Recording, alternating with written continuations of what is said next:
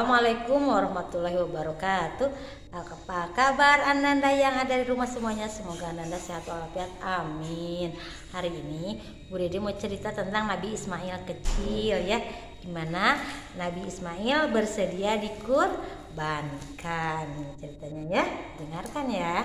Tapi sebelum Bu Dede bercerita, kita bernyanyi dulu yuk tentang 25 nabi. Ada yang masih ingat?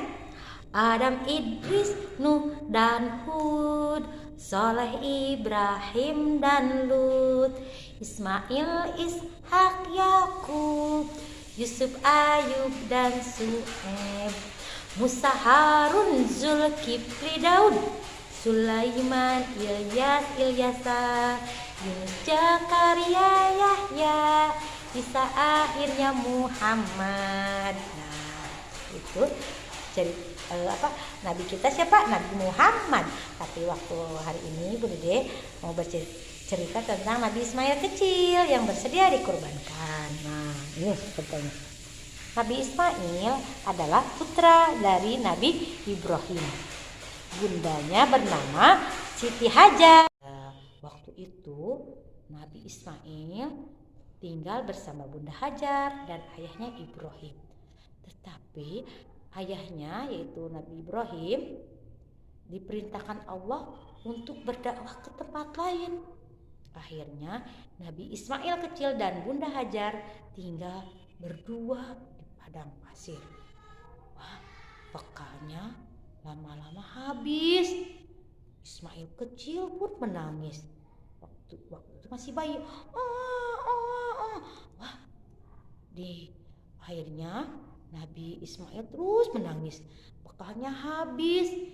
Akhirnya Bunda Hajar berlari, siapa tahu di Bukit Sofa ada air. Berlarilah Bunda Hajar ke Bukit Sofa, lari ke sana. Tidak ada, kosong. Lari lagi ke Bukit Marwa. Tidak ada, lari lagi. Sampai 7 kali Bunda Hajar berlari mencari air. Siapa tahu di Bukit Sofa atau Marwah ada air. Ternyata tidak ada air. Akhirnya kelelahan, Bunda Hajar berduduk dekat Ismail kecil yang sedang menangis terus. Ya, betul masih bayi. Akhirnya tiba-tiba di kaki Ismail ada yang basah. Pipis Ismail ya. Pasti lihat bukan pipis Ismail, sepertinya tanahnya yang basah. Dibuka, dikorek, akhirnya digali sama si Bunda Hajar. Tiba-tiba airnya keluar dari tanah. Wah, alhamdulillah. Kalau kita mendapatkan sesuatu bilang apa? Alhamdulillah. Si Bunda Hajar bilang alhamdulillah. Allah telah memberikan air kepada kami, yaitu untuk Ismail kecil dan bundanya ya. Akhirnya tempat itu diketahui oleh para binatang, mas burung tahu ada air di sana. Kemudian lama-lama masyarakat sekitar sana pun berdatangan karena mendapatkan pasti ada burung di sana, ada binatang, pasti ada kehidupan, ada air. Akhirnya lama-lama kampung Mekah itu menjadi subur karena berkat air Zam-Zam yang dekat Nabi Ismail kecil dulu.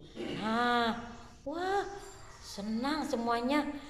Mekah menjadi negeri yang makmur atas doa Nabi Ibrahim. Nabi Ismail tambah besar, tambah remaja. Wah, alhamdulillah udah remaja. Kemudian ayahnya yang kecil pun menjadi seorang Ismail yang remaja. Lama-lama ayahnya datang. Siapa namanya ayah Nabi Ismail? Ibrahim. Nabi Ibrahim kemudian kembali ke Bunda Hajar Ismail. Senang banget kan kita kalau ditinggal lama sama ayah kemudian pulang, senang. Ismail juga senang. Ayah pulang, alhamdulillah. Segala sesuatu kalau kita mendapatkan sesuatu bilang Pak, alhamdulillah ayah udah pulang, senang ya. Tapi besoknya Nabi Ibrahim bermimpi. Mimpi apa ya? Dalam mimpinya, mimpi menyembelih Ismail. Terperanjat Ibrahim. tidak diceritakan dulu karena kasihan baru juga berjumpa, harus diceritakan menyembelih Ismail. Kemudian besok juga bermimpi lagi. Wah, ini adalah bukan mimpi sembarang mimpi, ini adalah wahyu dari Allah untuk Nabi Ibrahim bahwa Ismail harus disembelih. Diceritakanlah ke Nabi Ismail, Ismail, ayah bermimpi terus-terusan menyembelih kamu. Gimana pendapat kamu? Kamu boleh menolak Ismail. Tapi Nabi Ismail seorang anak yang soleh menurut kepada ayah bundanya. Ananda juga sama ya, Ananda yang di rumah soleh solehah ya, sama dengan Nabi Ismail yang soleh solehah. Ismail, apa ayah? Ayah bermimpi tadi malam, ayah bermimpi menyembelih kamu nak. Nabi Ismail tidak kaget. Gimana pendapatmu nak? Kalau itu menurut ayah bagus, adalah perintah Allah. Kalau itu adalah perintah Allah, laksanakan saja ya. Ayahnya sampai kagum, Ismail, kalau kamu pun menolak, ayah tidak akan laksanakan. Tidak ayah, laksanakan saja, itu adalah perintah Allah. Akhirnya besoknya dipersiapkanlah pisau yang tajam buat menyembelih Ismail ya. Setan tidak suka kalau Ismail disembelih menurut sama ayahnya.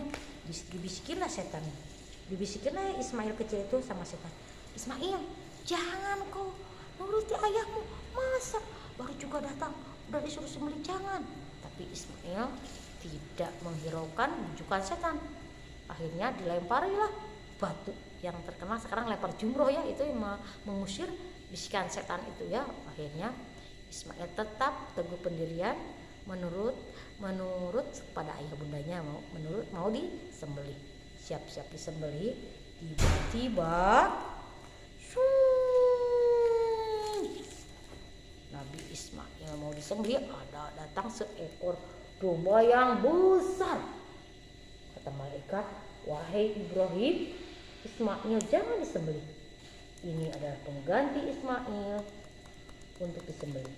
Bukan Ismail, karena Ismail adalah seorang anak yang soleh yang menurut ayah bunda tidak melawan.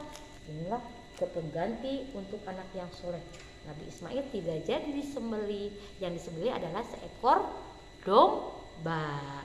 Karena Allah Maha Penyayang, Allah menguji Ismail dan Ibrahim, mau enggak menurut sama Allah. Ternyata dua-duanya juga seorang hamba yang soleh ya, nabi yang soleh. Akhirnya Allah Maha Penyayang kepada Ismail dan Ibrahim, digantikanlah sampai sekarang hewan yang dikurbankan adalah bukan orang. Kalau dikurbankan orang, habislah sekarang para pemuda ya. Jadi yang dikurban adalah domba. Kalau kita sudah mampu untuk berkurban, setiap tahun bulan Zulhijjah disunatkan untuk berkurban ya. Satu orang, misalnya Anda sudah mampu kurban seekor domba, boleh beli domba, kemudian dikurbankan, bagikan dagingnya kepada yang lain. Kalau sapi, iya sekarang banyak sapi ya. Kalau sapi boleh patungan ya, untuk 7 orang. Kalau yang di Arab unta untuk 5 orang ya. Setan ke Ismail supaya jangan disembelih ya. Nah, diabadikan. Ada yang pernah ke Mekah, ayah bundanya pasti ya, ada ya. Ada yang tahu nggak nyanyinya? Saya mau ke Mekah, berkeliling-keliling Ka'bah, sambil baca talbiyah dan wukuf di Arafah, sambil melempar jumroh ula wusta Aqabah, sa'i dari Safa ke Marwah. Allah Maha Penyayang, sayangnya tak terbilang. Allah Maha Pengasih, tak pernah pilih kasih. Allah yang Maha Tahu tanpa diberitahu. Allah, Allah, la ilaha illallah. Allah, Allah, la ilaha illallah. Yang boleh hafal, yang nyanyinya sudah hafal boleh voice ke guru-guru ya. Terima kasih semuanya. Assalamualaikum warahmatullahi wabarakatuh.